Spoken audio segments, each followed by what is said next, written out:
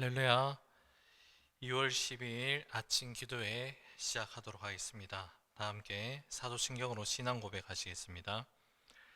나는 전능하신 아버지 하나님, 천지의 창조주를 믿습니다.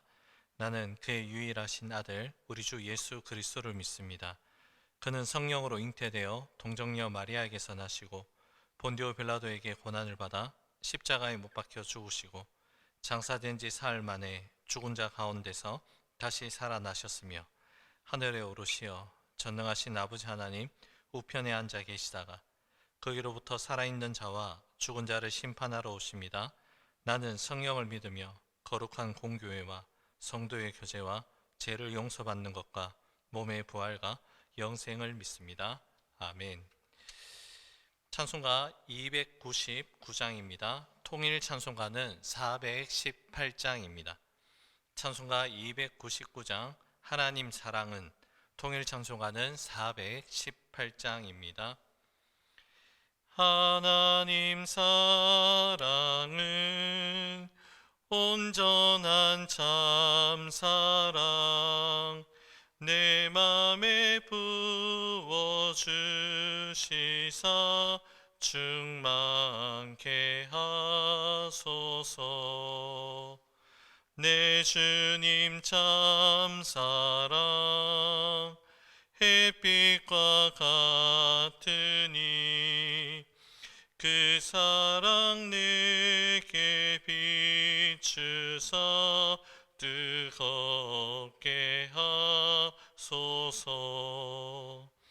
그 사랑 앞에는 풍파도 그치며 어두운 밤도 환하니 그 힘이 크도다.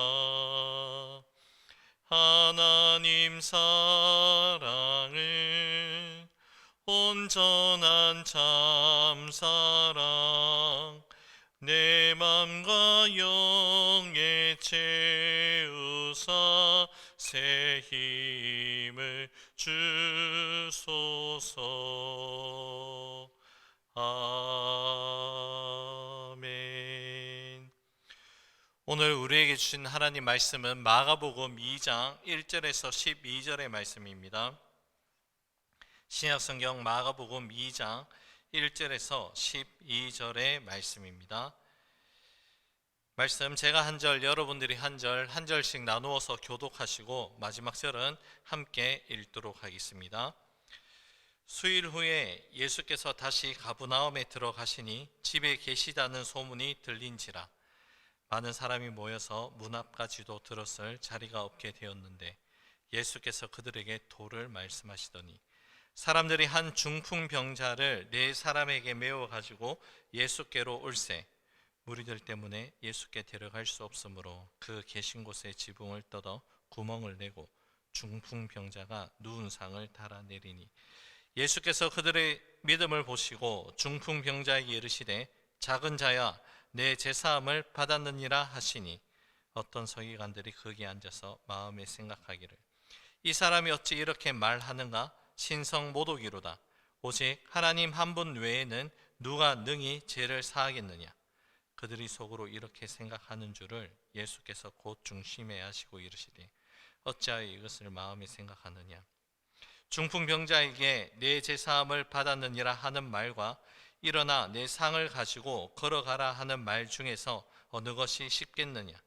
그러나 인자가 땅에서 죄를 사하는 권세가 있는 줄을 너희로 알게 하려 하노라 하시고 중풍병자에게 말씀하시되 내게 이르노니 일어나 내 상을 가지고 집으로 가라 하시니 그가 일어나 곧 상을 가지고 모든 사람 앞에서 나가거늘 그들이 다 놀라 하나님께 영광을 돌리며 이르되 우리가 이런 일을 도무지 보지 못하였다 하더라. 아멘. 오늘 본문의 말씀은 중풍병자를 고치시는 장면이 기록되어 있습니다. 본문 1절과 2절 말씀 함께 읽어보도록 하겠습니다. 수일 후에 예수께서 다시 가브나움에 들어가시니 집에 계시다는 소문이 들린지라 많은 사람이 모여서 문 앞까지도 들어설 자리가 없게 되었는데 예수께서 그들에게 도를 말씀하시더니 예수님 주변에는 하나님 나라에 대한 말씀을 듣기 위해서 언제나 많은 사람들이 함께 하였습니다.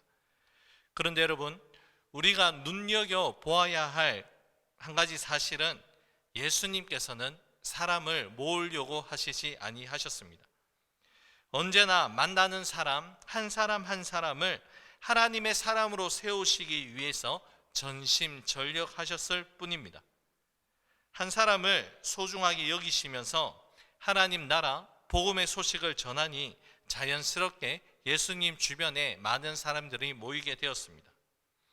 모인 자들에게 예수님께서 전하신 내용을 오늘 본문 말씀에서는 그들에게 도를 말씀하셨다라고 마가복음은 기록하고 있습니다. 한자어로 길도로 표현되어 있는 오늘 본문의 말씀에 원문에는 말씀을 뜻하는 로고스라는 단어가 쓰입니다. 길이라는 그 의미와 함께 말씀이라는 이 의미를 연결 지을 때 우리는 이렇게 한번 묵상해 볼 수 있는데요.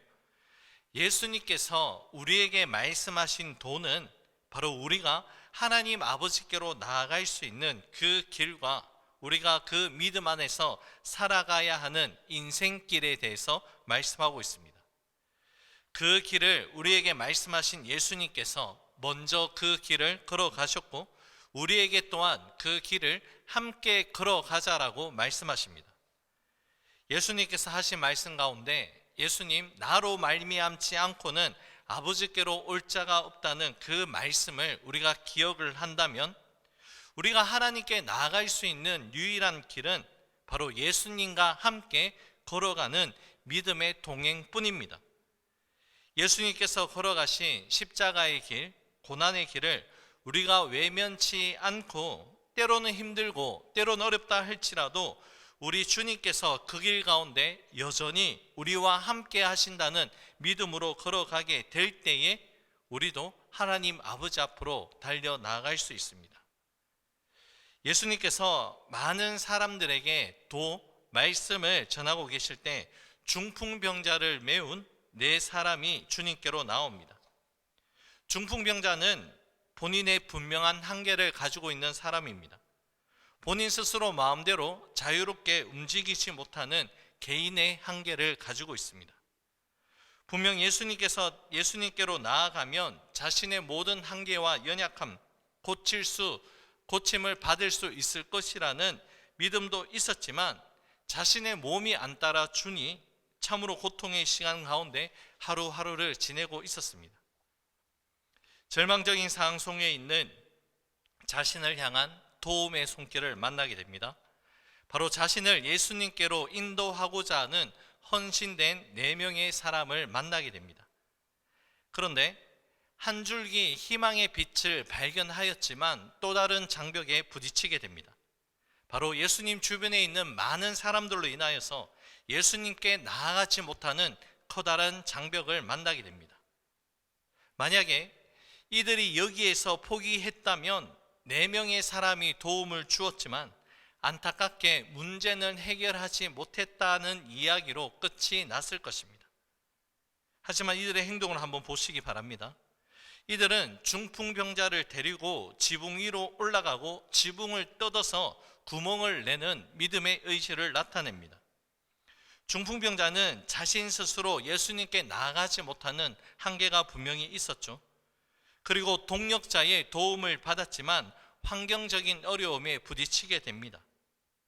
하지만 이러한 한계와 이러한 어려움을 극복하고 이겨낼 수 있는 믿음을 그들이 가지고 있었습니다.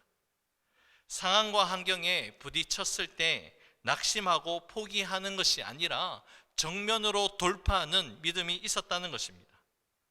예수님은 그들의 그러한 믿음을 바라보셨습니다.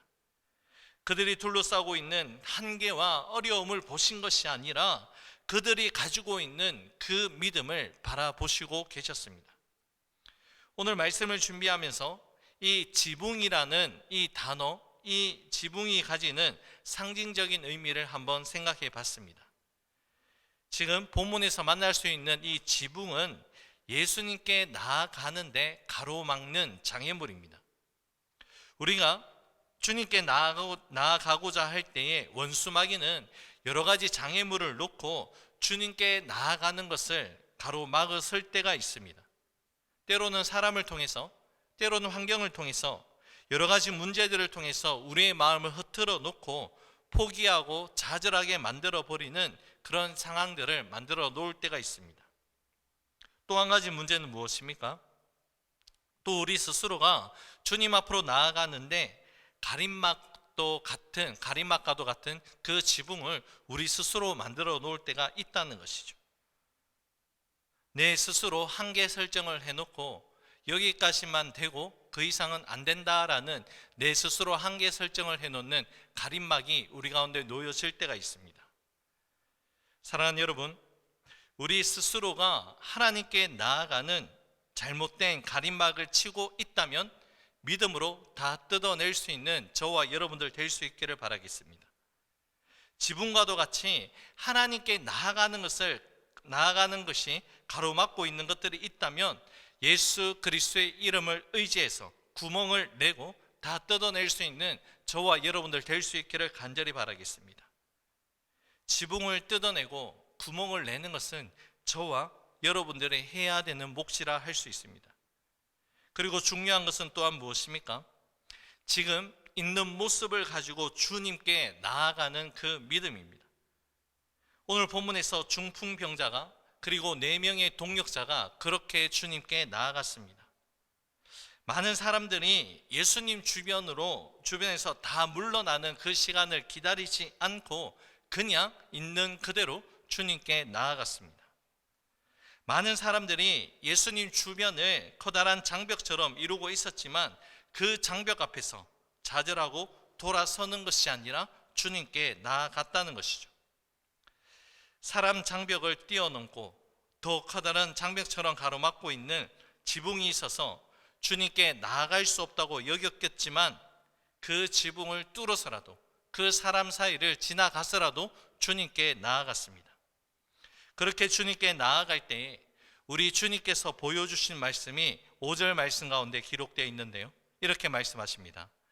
예수께서 그들의 믿음을 보시고 중풍병자에게 이르시되 작은 자야 내 제사함을 받았느니라 하시니. 지금 예수님께서 무엇을 보셨다라고 말씀하고 있습니까? 그들의 믿음을 보셨다라고 말씀하십니다.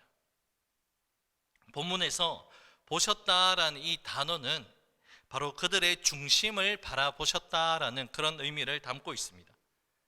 커다란 장벽이 놓여져 있어서 도저히 주님 앞으로 나갈 수 없는 환경과 조건이었지만 그래도 주님 앞에 나아가면 주님께서 이 모든 문제를 종결하여 주신다라는 그러한 믿음으로 나아간 그들의 중심을 주님께서 바라보셨다는 것이죠. 그리고 주님께서 하신 말씀이 무엇입니까? 내 제사함을 받았느니라 라고 말씀하십니다. 여러분 한번 생각해 보시기 바랍니다. 중풍병자와 4명의 동역자들에게 있어서 지금 급한 일은 무엇이었습니까? 중풍병으로부터 회복함을 받는 일입니다.